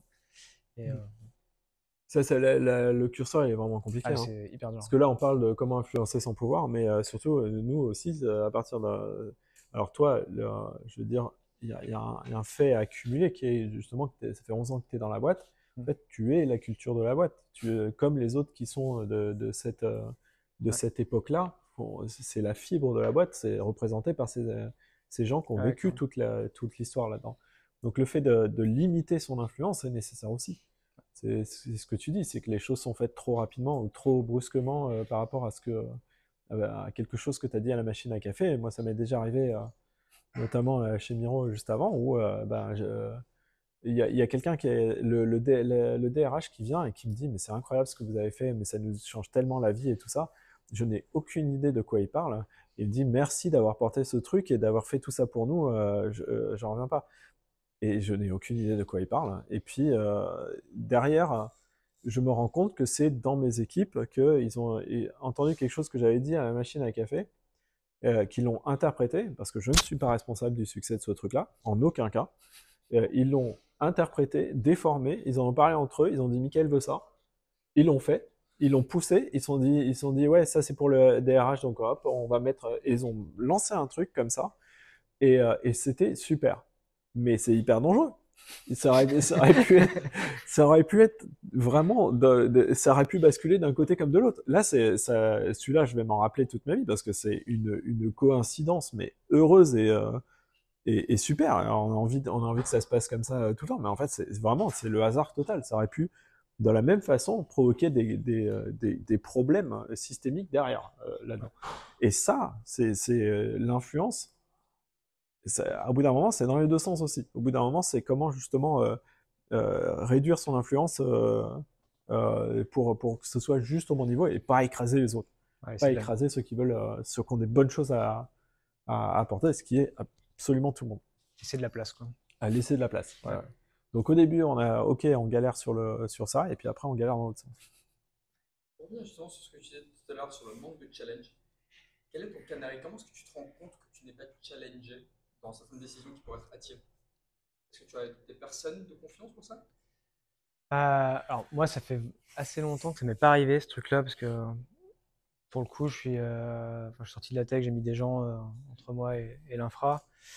Mais le meilleur exemple que j'ai de ça, tu vois, c'est notre architecte, donc principal engineer, principal architecte plutôt. Quand il pousse du code et qu'il fait des PR, pendant un moment, en fait, il n'avait jamais de retour sur ses PR. Tu vois, parce qu'en fait, il est identifié comme c'est le meilleur dev, quoi. Et en fait, il dit, mais c'est pas possible, les gars. Et en fait, c'est ça, c'est de faire des choses comme ça. Et dans mon équipe, dans l'équipe infra, il y a un gars qui volontairement mettait des erreurs dans ses PR pour vérifier, en fait, parce qu'il était là depuis un petit moment, que les gens relisaient bien les trucs, quoi, et juste ils cliquaient pas. Donc en fait, c'est plutôt de développer des stratégies pour à un moment arriver à être conscient de cet état-là, un peu de, quoi tu pourrais dire, de suprématie, tu vois, où vraiment, plus personne ne te dit rien, et ce qui est hyper dommage, quoi. Donc c'est assez important de rappeler tout ça. C'est de pire en pire. Hein. CTO, c'est bien pire que ça. Hein, je regarde pas par là. mais les meetings, tous les meetings que vous faites et vous avez zéro question, zéro feedback, rien du tout, bah ça c'est assez compliqué de savoir si on est dans le vrai ou pas. Et voilà, après c'est des questions de culture, il y a des cultures de boîtes qui sont très véhémentes. J'ai déjà vécu ça, ou alors vous en prenez mais plein la tête. Il faut être OK avec ça, hein, parce que c'est le développeur junior qui vient et qui vous dit c'est de la merde ce que tu fais et tout ça, machin. C'est une culture que j'ai vécue. Donc il faut être accroché. Mais je préfère largement celle-là que l'autre côté où il faut deviner, quoi. Et il y a des... alors là, moi j'ai les gens qui parlent, donc ça va. Mais c'est une minorité. La plupart du temps, en fait, on a zéro feedback, en fait, dans tout ce qu'on met en place. Les gens, au mieux, c'est oh bah il doit savoir de quoi il parle, donc on va le laisser faire. Et puis au pire, c'est vraiment de la merde son truc. Mais bon, c'est son problème, pas le mien. Et ça, c'est compliqué. C'est intéressant, c'est que le manager a arrêté. Et du coup, c'était des gens qui parlaient, vous monopolisez un petit peu toute la chose. Les autres se taisaient, ils savaient qu'ils allaient parler. Et Complètement. j'ai pas réussi à trouver le juste milieu à un moment où laisser la parole aux autres. Mais ça, c'est des techniques, hein. Ça, c'est pas un truc quand on arrive tout seul. Moi, mon pire ennemi, c'est moi-même là-dessus, hein. C'est que dans une réunion pour dire, putain, ok, il va falloir enfin, il faut les laisser parler, des trucs comme ça. Et mon pire ennemi, c'est moi-même là-dessus. Où j'ai tendance à être très enthousiaste et à phagocyter la conversation. Donc ce gars-là, c'était moi. Là. Dont tu parles, là, ça, c'était moi. Et donc, en fait, il y a des techniques. Des techniques en tant que manager. Des techniques, si tu arrives à te les rappeler, de dire tu parles toujours en dernier. Quand tu as une influence, tu parles toujours en dernier. Donc, par exemple, avec cette personne-là, il faut arriver, ça c'est ma façon de faire, à établir une communication de confiance en lui disant tu es reconnu, tu es une personne on apporte de la valeur à ce que tu dis. Maintenant, bah voilà, tu es la personne qu'on va écouter, donc c'est très important. Avec cette position, tu viens une responsabilité. Ta responsabilité, c'est de parler en dernier et de laisser les autres se faire. Il n'y a pas que ça, il y a d'autres techniques, mais clairement, c'est un truc à adresser. Il y en a une qui marche hyper bien en visio, c'est tu mets un post-it, tais-toi. C'est vraiment que ça te force en fait, d'être vraiment dans une écoute active quand tu as les gens que tu manages en face de toi. Et Ouais. je sais plus qui m'avait filé le tips, mais ouais, parfois ça marche bien, quoi. Vraiment, Ouais, mais après, il faut qu'il y ait quand même une confiance qui soit déjà établie entre les gens, de pouvoir dire tais-toi à la personne. Non, mais en fait, tu te mets le post-it tais-toi pour toi. Ah, pour toi-même. Ouais, tu sais, c'est pas mal, ça. C'est pas mal. Ouais, si t'as tendance à trop parler, tu vois, vraiment Ouais. En fait, c'est juste, pense à écouter, en fait. Voilà. Après, il y a le round robin, par exemple, dire, ok, bah, tout le monde a le même temps de parole, vous avez tous 5 minutes, des choses comme ça. Vous avez le bâton de parole aussi, c'est qu'il faut toujours demander pour parler, puis les autres demandent s'ils ont envie de parler, comme ça la personne est au courant qu'il y a d'autres gens qui veulent s'exprimer. Il y a pas mal de techniques. Ça va dépendre de qui t'as en face, en fait. Du coup, je vois que l'heure tourne. Vas-y. On passe sur le deuxième sujet. S'il n'y a pas de questions, ouais, vas-y. Ouais. Tu dis qu'il fallait impliquer les personnes dans la prise de décision, qu'elles portent le projet. Voilà. Comment tu gères des personnes qui, en fait, sont une erreur de casting et en fait ne sont pas du tout impactées par justement des vidéos où tu penses que toi t'es impacté, tu veux faire progresser le projet, vous bossez ensemble, et en fait la personne est complètement hermétique. Comment justement tu bosses avec ce genre de personnes? Ouais. Juste, c'est même pire, c'est un trou noir en termes de négociation. Ça, c'est une question, c'est hyper intéressant parce que en fait, c'est la moitié des cas en fait. C'est rare quand les planètes sont alignées en fait. Il y a toujours sur le projet, sur un projet donné, tu auras toujours ça. Donc ça, c'est le cas quotidien. Bah là, je serais vraiment preneur de savoir comment est-ce qu'il y a des gens à qui c'est arrivé, et, comment vous adressez ça? Ça m'est arrivé avec les réfractaires. Les réfractaires, ouais. Alors qu'il y avait la grande majorité des gens adhéraient à l'idée, quelqu'un qui restait réfractaire et transmettait en fait le fait qu'il était réfractaire à ça. En fait, là, le travail que je fais, c'est beaucoup de travail avec lui, c'est qu'on écrit ensemble, genre les arguments pour et contre. En fait, en faisant ce travail ensemble régulièrement, de lui-même, en fait, il a fini par adhérer. Ça marche dans un cas de réfractaire, complètement le trou noir. Mais là, c'est quelqu'un qui est dans une dynamique. Donc, dans une dynamique, tu es capable de la corriger. Effectivement, il y a souvent dans les cas comme ça, il y a des gens qui sont beaucoup dans l'anxiété et dans la peur des nouvelles idées, des choses comme ça. Il y a déjà une dynamique. Mais là, dans ce que tu parles, il n'y a pas de dynamique. C'est la personne, non, elle ne reçoit pas le. Voilà. Ouais. Alors déjà, ça peut être ta perception. Donc je pense que déjà, il y a une discussion à avoir avec la personne de toute façon et de faire passer tes besoins. Je pense que si tes besoins ils sont clairement exprimés, tu vas plus ou moins obliger la personne à se positionner par rapport à tes besoins.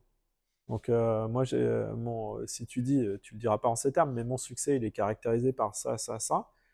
Voilà ce que tu apportes à la table et comment on fait. Donc ça, c'est de demander un positionnement à la personne sur les sujets qui t'importent. Ça peut être déjà une bonne chose. Le fait d'être en mouvement, c'est déjà beaucoup plus simple après de gérer. Si tu passes de quelqu'un qui a rien, qui qui est en complet neutre sur le truc à quelqu'un qui est réfractaire, tu as déjà fait 50% du travail là-dedans. Après, tu sais qu'elle réagit. Tu sais sur quoi ça touche, ça empiète ou pas sur ces trucs-là. Après, si ça empiète sur le fait que ça l'a fait travailler, elle n'a pas du tout envie de travailler, là, tu vas avoir un autre problème. Là, tu vas avoir un problème qu'il va falloir escalader. Donc, comment tu fais ça? Tu travailles, c'est un travail de construction. Tu travailles à établir assez justement de réseau et puis de poids pour pouvoir passer à la personne au-dessus ou la personne à côté qui va permettre de résoudre la situation. Donc, ça peut passer par une confrontation, mais toujours contenue. Donc, s'il y a quelque chose à faire, hein, si tu ne peux pas l'avoir avec cette personne, si tu n'arrives pas à mettre cette personne en mouvement, il va falloir que tu t'adresses à son manager à ce moment-là. Et donc, toi, il faut que tu sois en confiance et il faut que tu sois suffisamment armé, je dirais, non, mais pas dans le sens confrontationnel. C'est juste venir avec assez d'éléments pour permettre de montrer qu'une situation meilleure peut être envisagée. Dans l'absolu, hein. Dans les cas particuliers, c'est toujours beaucoup plus complexe en particulier. Du coup, la révision des fiches de poste est hyper intéressante dans ce cadre-là. Quand tu présentes la fiche de poste, du coup, très rapidement, en fait, c'est hyper opposable, quoi. Quand c'est dans ton équipe, mais quand c'est justement de travailler avec quelqu'un d'une autre équipe qui n'a pas ce cadre-là, c'est plus compliqué. Mais clairement, ne sous-estimez pas le pouvoir de la fiche de poste. Dans vos équipes, c'est magique. Assez redoutable. Ouais. Surtout qu'on a tendance à signer les contrats d'embauche avec vos tâches seront mais se limiteront pas à, donc peuvent être. En fait, c'est très flou et c'est souvent très mal fait. Alors que je vous le conseille, manager, un premier échelon de manager, vous travaillez aux fiches de poste. Qui est responsable de quoi? C'est quoi le boulot de. Si vous avez des teams qui sont complètement full stack, là-dedans, c'est plus facile. Hein. Vous avez une fiche de poste et puis peut-être teinté de junior confirmé senior. Mais si vous avez des spécialisations, nous par exemple, nous on est en back et front, qui est aussi assez classique, il faut que sur la spécialisation, on sache à quoi s'attendre d'un côté comme de l'autre. Clairement. Est-ce qu'il y a d'autres questions sur ces sujets de CTO et comment prendre c'est quoi? Rôle de CTO. C'est ça qu'on avait noté. On passe à la suite. La deuxième, c'était gestion des équipes. Vérifie, c'est toujours... Toujours le cas. Yes. Ouais, c'était ça. On arrête à quelle heure, Alex? On dit que c'est la dernière partie ou... Ouais, je pense qu'on fait... À mon avis, on traite cette question et puis après, pour le reste... Mickaël sera dans le coin, il y a plein de gens qui sont managers dans la salle aussi, on peut tous en discuter entre nous. Yes. Je te les lis et puis... Vas-y, ouais. Donc l'idée c'est de parler de la gestion d'équipe, comment on gère l'équilibre entre l'innovation technologique et la stabilité des systèmes en production. Donc globalement, on parlait tout à l'heure, hein, entre la feature et la tech, ensemble. Comment on gère une situation de inflated self-awareness, donc un membre de l'équipe qui pense qu'il a beaucoup plus d'expérience qu'il en a réellement. On en a un peu parlé, même si c'était pas tout à fait la même chose. Et les best practices pour un career path motivant et réaliste. Pas simple. Sur l'innovation technologique, en fait, j'ai l'impression que ça provient... Ce truc-là arrive tout le temps, ces questions-là arrivent tout le temps, provient d'un petit peu une petite faille qui est liée au syndrome de l'imposteur. C'est que on a toujours l'impression qu'on attend beaucoup plus que ce qu'on est capable de donner en termes d'expertise technologique, surtout en tant que CTO. Mais enfin, moi, je veux que l'innovation technologique, elle vienne des gens qui sont très très près, en fait, de la production. S'il y a des choix, genre par exemple, qu'est-ce qui nous est arrivé? Il nous est arrivé de GenAI il y a 18 mois. Ça arrive tous les combien? Ça arrive pas souvent. Hein. Avant, c'était le cloud, il y a eu les apps. Alors, en fait, ça arrive pas très souvent. Et puis, ça vient avec une telle évidence que vous aurez pas ce doute-là, en fait. Moi, ça m'est jamais arrivé. Quand on a vu arriver les apps avec l'App Store sur iPhone, en fait, on savait très bien que ça allait aller là-dedans. Quand le cloud a commencé à faire des promesses de charge qui étaient auto-adaptatives, le truc, enfin, il n'y a pas de question. Là, moi, je suis je m'intéresse beaucoup à la partie data depuis quelques années. C'est pareil, en fait, les innovations technologiques qui viennent pas de chez vous, peut-être elles sont tellement évidentes que vous n'aurez pas de doute qu'il faut agir dessus. Là, je pense que dans aucune de ces équipes ici, vous vous êtes posé la question de est-ce qu'il ne faudrait pas qu'on regarde du côté de la GenAI? Je pense que c'est venu, tout le monde a réfléchi à ça. Que vous décidiez de l'implémenter ou de ne pas l'implémenter, en tout cas, la considération elle a été faite.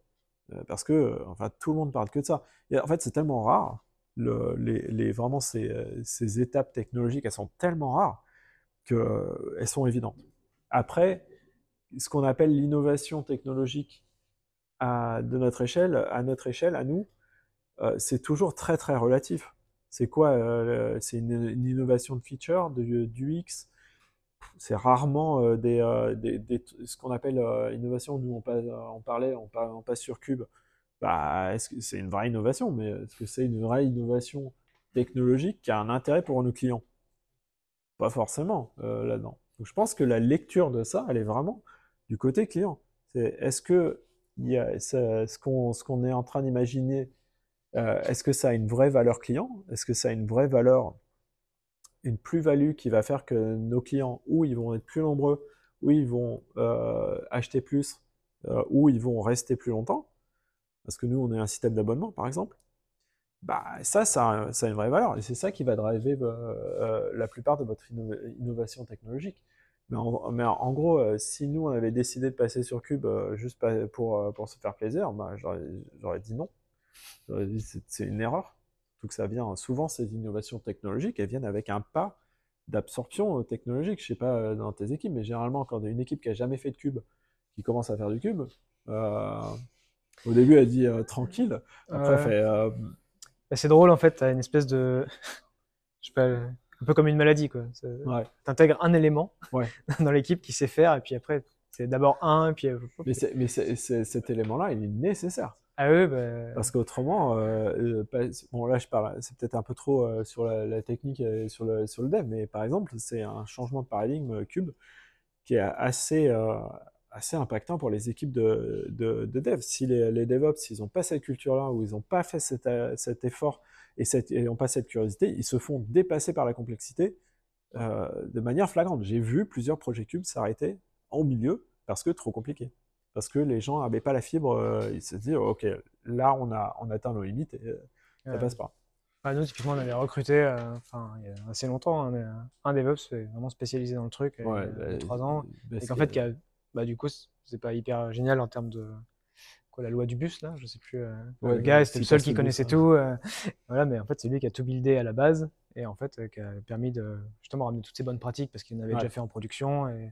Mais sans ça, tu peux pas te dire, ouais, c'est une innovation effectivement technologique. C'est un évangéliste en fait. C'est exactement quelqu'un qui connaît, qui va justement apprendre aux autres, il va former les autres. Et sur ces trucs-là qui sont un peu gros, je pense oui, si tu fais monter quelqu'un en compétence, il va se faire déborder très rapidement. C'est très anxiogène, ouais, ce genre de choses. Pareil sur la GenAI, maintenant directement, on a demandé aux gens de savoir c'est quoi la vectorisation, c'est quoi l'embedding, c'est quoi les plateformes justement qui permettent d'assembler tout ça, des types LangChain, tout ça. En fait, l'effort technologique, il est gigantesque en fait.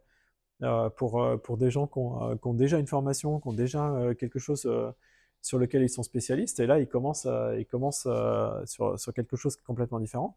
Il y a intérêt à avoir cette fibre, il y a intérêt à avoir cet attrait de soi-même, parce qu'autrement on va se faire déborder de la même façon. Donc dans les grandes innovations technologiques, il y a quand même beaucoup plus de chances qu'elles viennent pas de chez vous, et donc que vous intégriez une innovation technologique. Sur ça, là, je pense qu'on est à peu près d'accord, c'est qu'il faut un évangéliste, il faut quelqu'un qui porte. On part pas from scratch, c'est vraiment très compliqué. Et sur les innovations technologiques que vous apportez aux clients, il faut que ce soit drivé par la valeur client. S'il y a zéro valeur client derrière, c'est plié, hein, vous le faites pas. Hein. Et la stabilité des systèmes en production, ça fait partie aussi de la valeur client. Hein. Je veux dire, en tant qu'équipe technique, s'il y a nous, on est en train de mettre en place nos indicateurs. Il y en a deux qui sont vraiment très importants. C'est la availability et performance, quoi. votre système, il doit marcher, il doit fonctionner, il doit être online, quoi. Donc si c'est l'innovation, elle est au prix de ça, c'est compliqué. Vous avez intérêt à justifier vraiment de quelque chose à grosse valeur ajoutée derrière. Ouais. En tout cas, il y a quelqu'un qui va se poser la question, Ouais. avant, sauf si c'était le... Probablement avant que vous le sortiez. Inflated self-awareness dans vos équipes. Ça je rejoins pas trop. Non, c'est toi qui avais dit ça aussi, là, justement, la personne qui prend beaucoup de place aussi. Alors, dans ce cas-là, c'est non seulement elle prend beaucoup de place, mais en plus, elle n'a pas forcément derrière les choses pour le soutenir. Je sais pas s'il y en a déjà dans la salle, quoi. T'es un peu confronté à ce genre de Ouais, parce qu'il y en a comme personnalité ça qui qui le sont. qui le sont. Mais si vous avez déjà vu ça, ouais, c'est des cas de gestion qui sont pas simples. Je pense que encore une fois, le cadre est votre allié là-dessus. Donc la fiche de poste, la matrice de compétences et du concret là-dessus, ça peut vraiment vous aider. Je pense qu'il faut bâtir sur le concret. Par-dessus ça, il y a quelque chose sur lequel nous on bosse maintenant, parce que maintenant qu'on a fait cette étape du what, maintenant on est passé sur la deuxième étape qui est le how. C'est justement en fait quel est le contrat de culture que vous voulez passer avec votre équipe. Et comment on fait les choses. C'est-à-dire, vraiment une des pires angoisses pour un manager, c'est ce qu'on appelle le brilliant jerk. C'est le mec qui est vraiment très très fort. Donc là, c'est même pas ce cas-là. C'est que le mec, en plus, il est fort. Mais en fait, il fait tout péter. Et il est vraiment pas liant. Et il écrase tout sur son passage. Mais en fait, ça fait beaucoup plus de mal d'avoir ce gars-là que de ne pas l'avoir. Même si on parle je ne sais pas si vous suivez un peu si vous lisez un petit peu justement des articles de gestion d'équipe, on parle toujours du mythique 10x engineer, qui est la personne qui va faire 10 fois plus que les autres, et que si vous avez que des gens comme ça, vous allez faire fois 1 million sur votre... Bon, jamais vu. J'ai toujours été très perplexe avec ça, parce que généralement, au final, il y a quand même une partie il faut faire avec ce qu'on a dans les équipes. Donc ces gens-là, on les a pas. Mais même dans ces situations-là, ces gens-là, il faut les gérer. Il faut les gérer vraiment très factuellement. Donc tout ce qui est culture, c'est, je dirais, 50% d'importance et 50% d'importance sur les skills. Donc si la personne elle coche toutes les cases sur la skill matrice, vraiment beaucoup plus hard skill, donc être capable de faire du .NET, être capable de mettre en production, de gérer la CI et des choses comme ça, 50%. Être capable d'être poli avec ses collègues, 50%. Et ça doit être marqué quelque part en fait. Parce que si la personne elle sait même pas les règles du jeu, elle connaît même pas les règles du jeu, mais en fait le naturel va l'emporter, quoi. Donc à un moment il faut l'écrire, ce truc-là. Et si c'est pas écrit, si vous êtes head of et VP ou CTO, il faut que vous le créiez. Ce truc-là, il faut que ce soit dans votre framework de management. Et si vous n'avez pas cette influence-là, et que c'est votre premier rôle de middle manager, vous êtes totalement en droit de le demander. Ils sont là pour ça, hein, vos VP, vos head of, et c'est pour apporter cette structure et ce cadre-là. Si vous, en tant que manager, vous n'avez pas ces moyens d'établir un cadre, à ce moment-là, votre manager à vous, il doit vous l'apporter. Il doit vous le montrer, ce cadre-là. Ça, du coup, c'est quelque chose... Pardon, c'est quelque chose que tu as mis dans la Skills Matrix. J'imagine, tu as côté hard et soft skill. On a commencé à le mettre, mais il n'y a pas tout dans la skill matrice, il n'y a pas tout en fait. Je pense qu'il y a des éléments qui sont intangibles aussi. En fait, qui se marquent pas dans une case comme ça où on dit, bon, voilà, qui sont beaucoup plus transversales que ça. Et donc, on le met plutôt sous forme justement de valeurs et tout ça. C'est ce sur quoi on bosse. Ouais, les valeurs à la culture. Et donc, c'est sous forme de phrases, c'est sous forme d'exemples, et comme ça. Mais c'est beaucoup moins, je dirais, scientifique que la skill matrix, qui est un peu brutale, en fait, qui est un peu... voilà, toi, t'es senior développeur en back-end, voilà exactement ce que tu dois faire. Mais le comment, il n'est pas toujours simple à marquer dans ce framework-là. Ouais, je vois. Ok. Question par rapport à ça? Question. Quand une personne, bah, par exemple, ça fait 10 ans que tu es dans la boîte, je ne remets pas en cause tes compétences, mais il peut s'avérer que la personne qui est présente depuis de nombreuses années dans la boîte passe les échelons, devienne lead, mais n'ait pas les compétences. Je ne parle pas de management, enfin, s'il y a du management, il y a un peu plus technique. Bah, management et leadership, c'est quand même. Ouais. Tu te retrouves quand même. Sur des choix techniques qui sont hasardeux. L'équipe n'est pas d'accord, comment on gère le cas? Alors, c'est lui qui est manager. C'est lui qui est manager et il est monté des rangs, en fait, il a monté des troupes. Il a monté des troupes lui-même, enfin, avec le CTO et personne. Et on se retrouve dans une situation où la personne qui manage n'a pas forcément les compétences. La communication entre les diverses équipes hasardeuses. Tu veux le connaître du point de vue justement de quelqu'un qui est un collaborateur et qui est managé par ce truc-là? Parce que c'est pas la même chose comment tu l'abordes. Je suis un manager transverse, Ouais. je dois discuter avec cette personne. Ah, d'accord. Du coup, mes moyens de communication sont de passer au-dessus et en dessous. Ouais, parce que cette personne-là ne m'intéresse pas, ne m'apporte rien. Du coup, je suis obligé de bypass. Ouais. Parce que je prends des frontales à chaque fois que je discute avec elle. Ouais. Et mon manager me pas, parce que ouais. Et du coup, cette personne toxique, elle est là, elle est indispensable parce que Bus Factor, c'est elle qui est là depuis 10 ans, elle gère toute l'infra et tout le système, du coup impossible de la déloger. Tu parles de moi? Mais voilà, il y a des choses là, finalement, ouais. Ah bah c'est très limitant. Hein. Parce que le cadre, arriver à l'heure aux réunions, ou venir aux réunions des fois, voilà, avoir un sentiment d'impunité. Il n'y a pas de cadre en fait, le côté on met un cadre pour dire on fait ça.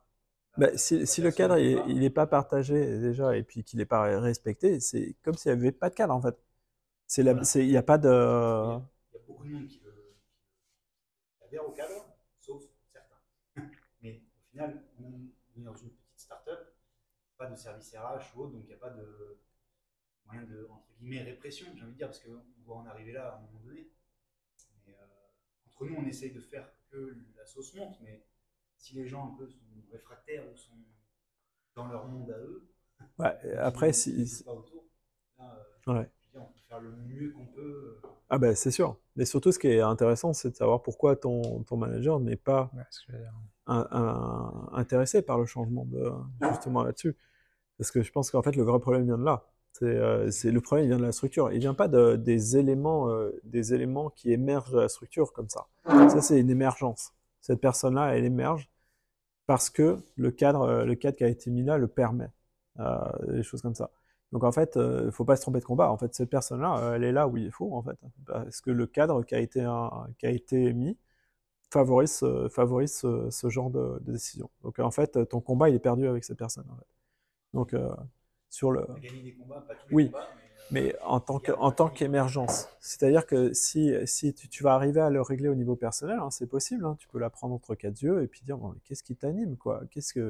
Comment on fait pour travailler ensemble? C'est possible, tu vois. Mais ça n'empêchera pas le cas de réémerger quelque part, en fait, ce truc-là.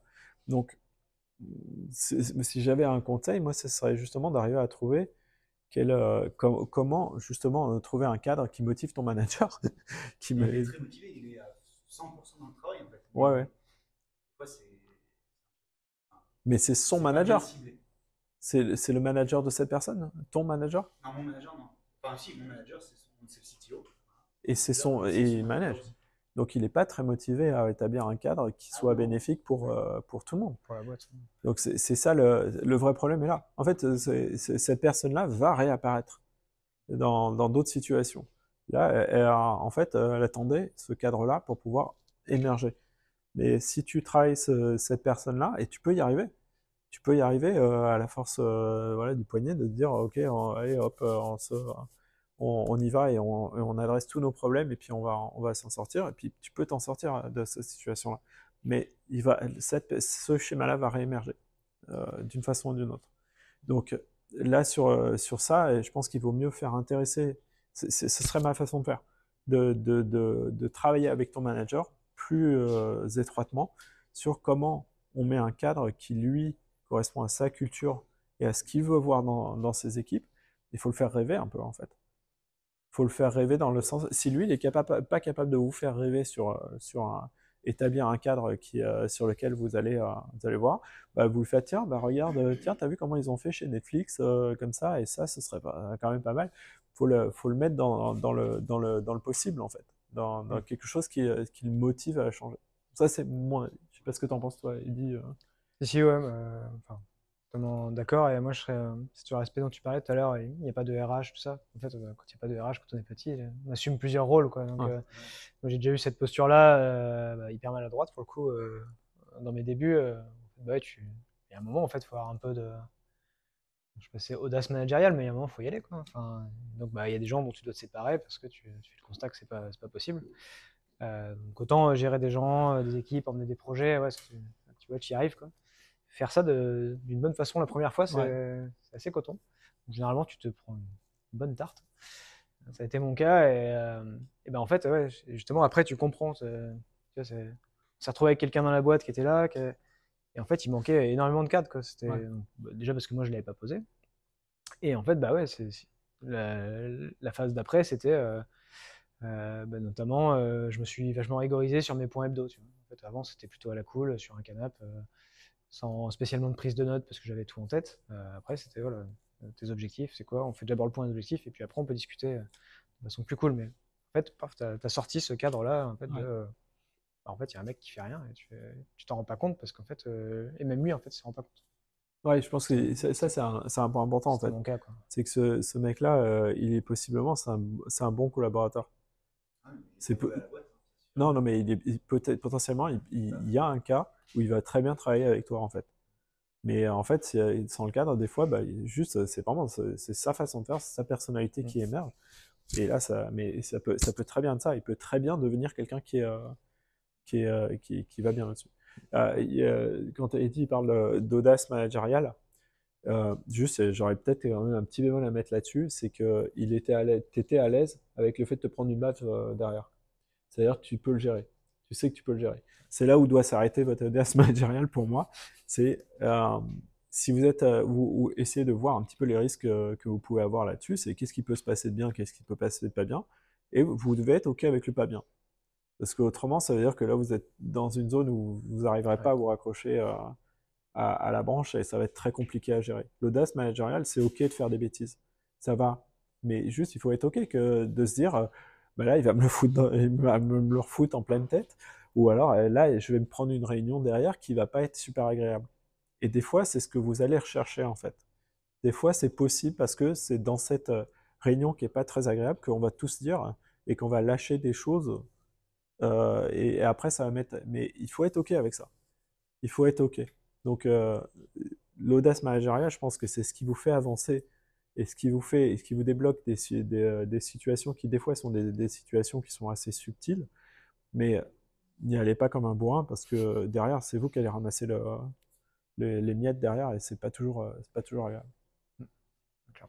Et son cas-là, selon justement ton aisance et ce que tu es capable d'assumer derrière, et c'est pas un jugement de valeur, hein. Des fois on est fatigué, ce que tu peux faire en juin, tu peux peut-être pas le faire en octobre. Ça dépend dans quel état d'énergie tu es et tout. Machin. Donc il faut vraiment il faut s'écouter là-dessus. Mais suivant les situations, tu as des choses plus ou moins complexes que tu peux avoir, notamment de conflits maîtrisés, qui peuvent vraiment t'aider. Dans ce cas-là, peut-être que des techniques de communication non violente, peut-être que c'est possible que ça fonctionne aussi. Tu as pas mal de tactiques. Mais oublie pas que si tu résous cette situation, tu résoudras que celle-là. Et que celle-là va réémerger parce que ton manager, il n'a pas mis de cadre derrière. J'adapte. Je parle un peu moins. Moins de choses qui me frustrent, qui me font du mal. Je discute avec les choses techniques avec ses équipes à lui. Un peu off. C'est un sparadrap, mais des fois, on en met plein. Hein. On en met plein. Des fois, c'est avec ton manager que tu es obligé d'en mettre des sparadraps. Et tu vis avec. Jusqu'à temps que tu ne vis plus avec, quoi. Donc, faut en être conscient aussi que cet effort-là que tu mets en plus, bah, c'est une énergie que tu mets en plus. Et des fois, tu es à court d'énergie, donc il faut le gérer, ce truc-là. Le dernier, c'était. Parce que le quels dernier sont sur le vos- Career Pass. Alors, Ouais, bah, on a une waouh. question avant peut-être. Ouais. Ah, Je serais preneuse du coup, avant même le côté best practice, que tu nous donnes un peu de contexte sur comment ça s'est passé chez celle-ci, parce que je pense que ça, les best practices doivent changer en fonction de si l'équipe est établie. Depuis un moment, tout à l'heure, tu parlais, tu évoquais le fait d'être Ouais. manager ou tu montes en équipe. Manager, tu changes de boîte et l'équipe est déjà établie. Ouais. Là, surtout avec des gens qui sont là depuis 10 ans. Comment ça s'est passé et comment, peut-être qu'est-ce qu'il y avait déjà au début? Est-ce que vous êtes parti from scratch du coup, avec le manager dans ton équipe, ou est-ce qu'il y avait déjà des choses qui étaient établies et dans ce cas-là, comment faire adhérer les gens, est-ce que vous allez faire adhérer, ou est-ce que du coup c'est maintenant ça va être comme ça et Ouais. on fait évoluer sur telle et telle chose? Bon, c'est plein d'excellentes questions. Je ne sais pas si je vais pouvoir répondre à tout ça. C'est hyper intéressant, mais c'est ce qui fait la richesse de ces sujets, en fait. Hein. Ces sujets-là, ils sont vraiment passionnants, en fait. Et il faut vraiment les prendre comme ça, parce que si on prend ces sujets-là comme une checklist, et qu'on se dit, OK, bon, on fait ça, ça, ça, en fait, c'est vraiment très compliqué. Donc, il faut vraiment trouver la richesse déjà dans le sujet en lui-même, et dans le fait de faire ça. Il ne faut jamais oublier pourquoi on le fait. Donc ça répond peut-être partiellement à ce que tu demandais, c'est qu'est-ce qu'il y avait à la base. Ben, en fait, il faut voir comment ça fonctionne. Est-ce que ça fonctionne ou ça fonctionne pas?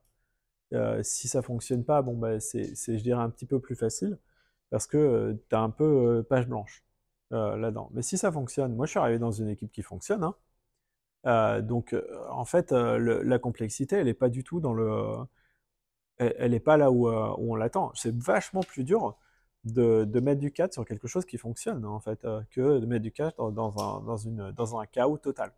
Le chaos total, c'est beaucoup plus simple.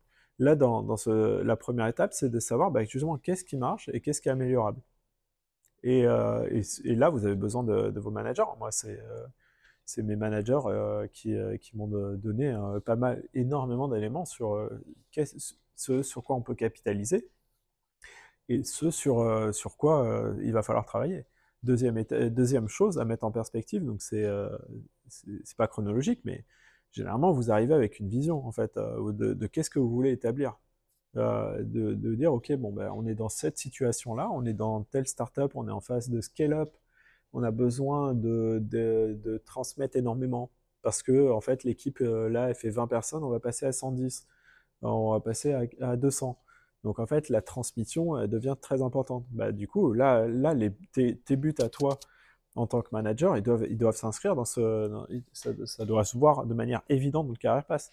C'est probablement un pilier de transmission doit être établi là-dedans. Donc il y a ça à prendre en compte. Il y a l'existant, qu'est-ce qui marche pas. Il y a ce que tu amènes et puis les buts de l'entreprise. Si c'est une phase de scale-up, pas du tout la même chose que si on est sur une phase de consolidation ou on est sur une phase d'optimisation. Donc ça va prendre beaucoup de ta réflexion sur le Career Pass. Je sais pas si ça répond entièrement à... Ouais, et quand vous avez construit, est-ce qu'il y avait une dynamique justement de boîte, ou est-ce que c'était fait sur l'équipe tech en particulier, une homogénéisation Alors comment ça se passe? Comment ça se passe? Ouais. Mais peut-être d'avoir en tout cas une vision commune. Ouais. Alors là, c'est vraiment ta personnalité, c'est vraiment ce que tu mets. Moi, la mienne, comme je disais tout à l'heure, en fait, mon syndrome de l'imposteur, il existe encore. Et je m'en sers. Donc, comment il se manifeste là-dedans? C'est-à-dire que moi, j'ai pas envie de me dire, ok, bah, je vais mettre en place un truc et je vais dire, regardez comme on est beau, comme on est clinquant et faites comme nous. Ça marche pas comme ça. Donc, généralement, je fais les trucs dans mon coin.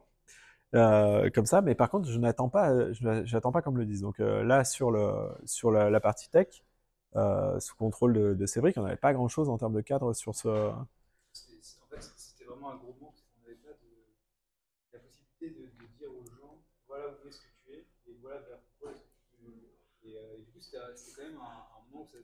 Historiquement, ça se faisait un peu voilà, au bon vouloir du manager, ou si tu as vraiment performé sur une année, bah, du coup, on va te faire une grosse évolution.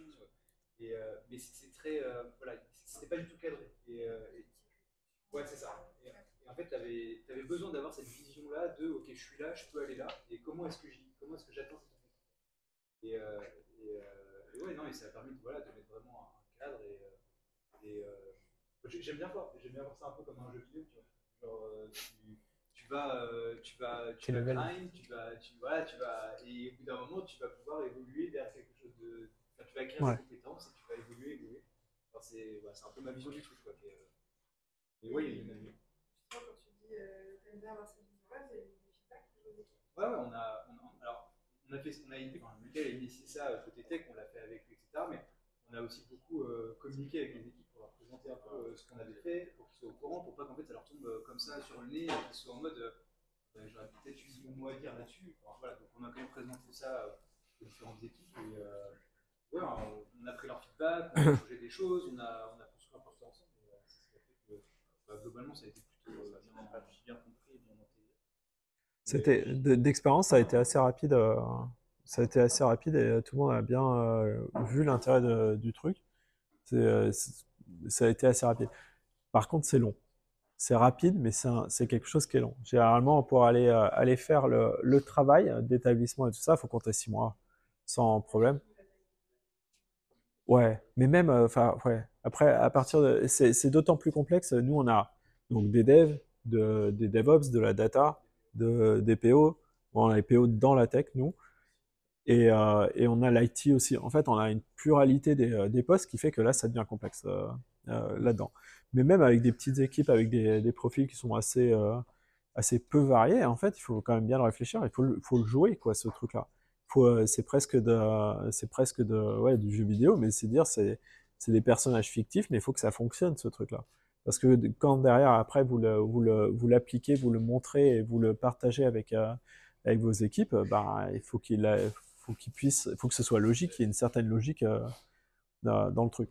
Donc ça prend, je disais, ouais, sur moi, d'expérience, en dessous de 6 mois pour l'établissement d'un carapace et tout ça, c'est très ambitieux. Et après, pour commencer à le mettre en place, il faut bien 6 mois de plus derrière. Et pour moi, c'est pas un outil suffisant, et c'est pas un outil en soi. C'est un outil qui est très bien pour mettre du cadre, mais c'est pas suffisant. Il faut déjà qu'il y ait les fiches de poste en amont, et derrière, il faut continuer à travailler sur le comment et sur quelle structure on met avec ça. Nous, par exemple, on va se baser sur notre carrière pass pour pouvoir faire les entretiens de performance. Ça, c'est important. Parce que, en fait, ce qu'on établit, c'est les règles du jeu. Sur les éléments d'évaluation de la performance, il faut que absolument que les gens ils soient évalués en connaissance de cause. Donc ça, c'est un truc, ça peut paraître vraiment débile, mais combien de fois je vois ça dans mon histoire là, de tout ce que j'ai fait. Bah, je l'ai vu, mais des tonnes de fois où les gens ne comprenaient pas sur quels critères en fait ils étaient évalués. Et on arrivait à des situations ubuesques où les gens ils faisaient A, on leur demandait B, et puis à la fin on les évaluait sur C. Et ça, ce genre de cadre-là, c'est hyper important. Ah ben en recrutement, d'autant plus, ouais. Ouais. Oui, puis pour montrer à la personne, pour la projeter dès le moment où on la recrute, ça c'est hyper important aussi. C'est-à-dire, voilà, ben, quand tu rentres nous, chez celle-ci, tu rentres à un point A priori, tu vas tomber là-dedans. Ben, nous, voilà, ce qu'on va te dire, c'est que quand tu sortiras à un point B et il sera mieux que le point A. Ça, c'est quand même une belle promesse aussi, si on arrive à la tenir. C'est une vraie belle promesse, quoi, de passage dans l'entreprise. Ça amène aussi beaucoup d'objectivité. Faites attention, c'est écrit, peu importe le manager, peu importe le manager qui prend la place devant. Il a ses guidelines, les équipes savent exactement quels sont les guidelines. On prend le temps de discuter entre nous, même des autres équipes, et on s'appuie énormément là-dessus. On va évaluer, mais dans les deux sens, pour savoir où est-ce qu'on va prendre l'amélioration. On laisse faire des mots chez tout le monde, pas parfait, mais en plus, il y a une formation dédiée à ça. Ça devient même un outil de travail. Exactement. Bon, nous, on est justement dans cette phase là où on est en train de le créer, on va pas tarder à le mettre en place. C'est exactement on est dans la phase d'harmonisation. Tu vois que ça va créer, peu importe le manager, en fait, la même grille de lecture. C'est vrai que c'est hyper cool. Et je dirais, dans les tips, là, c'est vraiment faire confiance à tous tes collaborateurs. C'est-à-dire que moi, ce que je fais, généralement, c'est que je sors un draft avec mes managers et on le confronte à la réalité du terrain. Parce que il y a toujours des corrections, il y a toujours des trucs super bien qui viennent. En fait, tu peux produire qu'un draft, en fait. C'est vraiment très compliqué d'aller dans la réalité de. Nous, on a eu énormément de feedback qui ont complètement fait évoluer notre carrière passe. Hein, et ça a toujours été comme ça. Il faut surtout pas se dire on va sortir un truc parfait et on leur montre que quand c'est bien et quand c'est propre et tout ça parce que alors, oh là là la claque que tu vas te prendre. Hein. En fait il y a un élément de réalité de terrain dont tu fais forcément abstraction quand tu crées ce genre d'outil un peu abstrait et conceptuel et pourtant il est fait pour justement aider sur le terrain donc il faut que ça corresponde à une réalité donc il faut le confronter assez rapidement à tous les collaborateurs de l'équipe. Ok. Je propose qu'on continue la discussion après à l'apéro, ça va? Ça marche. Si vous avez d'autres questions, on fait ça après. Peut-être en dernier, tu voulais nous partager juste quelques lectures, Ouais. en tout cas inspiration, des choses qui t'ont servi dans ton parcours. Juste en préalable à ça, moi, si vous n'aimez pas lire, c'est complètement ok. Hein. Alors, ne prenez pas ça comme quelque chose d'absolu dans le management. Tout le monde a ses méthodes d'apprentissage et des choses qui marquent. Si c'est des podcasts, si c'est des vidéos, si c'est des tech talks ou tout ça, c'est ok. Le bouquin n'est pas un élément plus noble que les autres apprentissages. Bon, moi j'aime bien, mais. Quelques références plutôt françaises ou américaines. Ouais. Alors, déjà, peu importe si c'est américain ou français, il faut jamais prendre ça comme argent comptant. Jamais. Mais parce que en fait, la plupart, par exemple, le premier là, qui est les premiers 90 jours, c'est juste un retour d'expérience qui a été construit et tout ça, machin. Mais il faut pas prendre ça comme une bible du tout. Mais ça vaut aussi pour les trucs français. C'est que sur les trucs français, bah, tu auras tendance aussi à te limiter à la façon de faire que tu vois tous les jours français. Et il y a du bon et il y a pas bon. Donc il y a des choses, il y a des choses à prendre de tous de tous les bords. Moi, par exemple, bah, mon management, il a commencé aux États-Unis. Je suis forcément plus influencé par ça. Vous les trouvez en français. Hein. Tous ceux-là, vous les trouvez en français. Et j'ai pris des choses qui sont pas forcément liées à la culture américaine, par exemple. Là, le premier, c'est un framework complètement, je dirais, scientifique, basique. Vous dire, ok, ben, par exemple, il disait comment on fait pour, quand on rentre dans une entreprise, dans quel état elle est, l'entreprise. Est-ce que c'est une entreprise qui est dans une phase de croissance, de stabilité, de choses comme ça. Ça n'a rien à voir avec la culture. Le thinking system, par exemple, c'est une personne qui est maintenant décédée, mais qui est une académicienne qui est pas du tout, qui travaillait pas en entreprise. Et ça n'a rien à voir avec la culture entreprise. Radical Candor, c'est très lié à la culture américaine. Donc celui-là, par exemple, il est à prendre avec ce truc-là. Ça ne veut pas dire qu'on peut pas en prendre des choses là-dedans. Moi, ça m'a beaucoup aidé à donner du feedback. C'est vraiment très bien. Et ça, je dirais, c'est plus lié à la culture startup en général. Il y a pas beaucoup de controverses là-dedans. C'est ok, ben, par exemple, quand on crée une squad, ben, avec les chiffres de Dunbar, on sait que on peut manager efficacement entre 5 et 8 personnes et donc essayer de créer vos équipes sur ça. Il n'y a pas beaucoup d'éléments de culture dans celui-là. Donc ceux-là, je dirais, il y a celui-là qui est un peu, il faut le prendre avec, ok, c'est les Américains, on n'a peut-être pas la même façon. Le reste, c'est transposable multiculturel, je dirais, ce truc-là. Et après, sur la France, je peux vous conseiller Dream Team,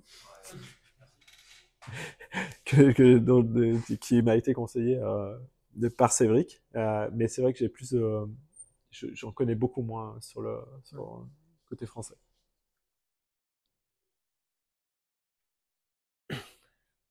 Question, on en parle après.